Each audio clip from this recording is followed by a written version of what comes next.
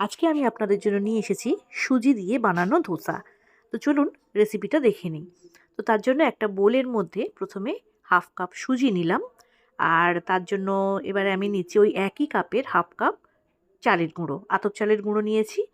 1 চামচ দিলাম ময়দা, আর অল্প একটু নুন, আর দেব এর মধ্যে গোটা জিরে হাফ চামচ, গোলমরিচের গুঁড়ো হাফ চামচ, আর দেব পেঁয়াজ কুচি।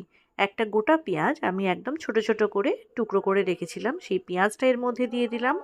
আর দেব হাফ চামচ আদা কুচি, আর দেব ধনেপাতা কুচি, 1 চামচ ধনেপাতা কুচি।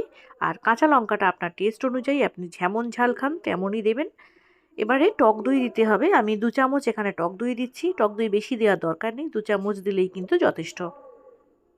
এবার একটু বেশি করে করে জল দিয়ে দিয়ে এর একদম পাতলা একটা ব্যাটার তৈরি করতে হবে।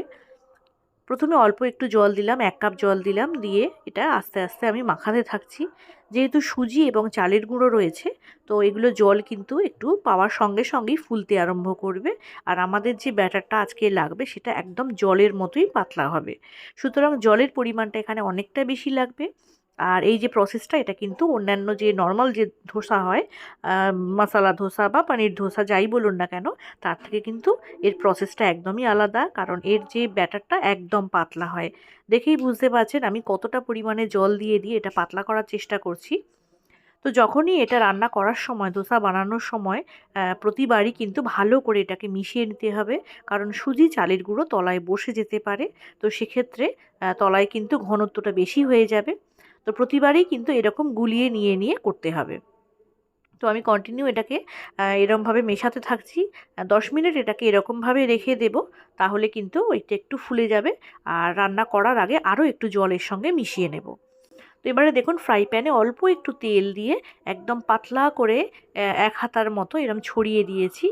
এটাকে মিডিয়াম ফ্লেমে করতে হবে, হাই ফ্লেমে নয়। আর চারপাশ থেকে অল্প অল্প করে রিফাইন্ড অয়েল দিতে থাকতে হবে। দেখুন কতটা ক্রিস্পি তৈরি হয়ে গেছে। একবার উল্টে দেব, দুটো পিঠই যাতে সমানভাবে ফ্রাই করা হয়। খুবই হালকা খাবার, ব্রেকফাস্টে বা ডিনারে বেশ ভালো মতোই আপনারা খেতে পারেন। তাহলে অবশ্যই একবার এই সুজির ধোসা বাড়িতে বানিয়ে দেখবেন। আর এটাকে আপনারা নারকেলের চাটনি বা সাম্বার ডাল বা যে কোনো তরকারির সাথে কিন্তু খেতে পারবেন।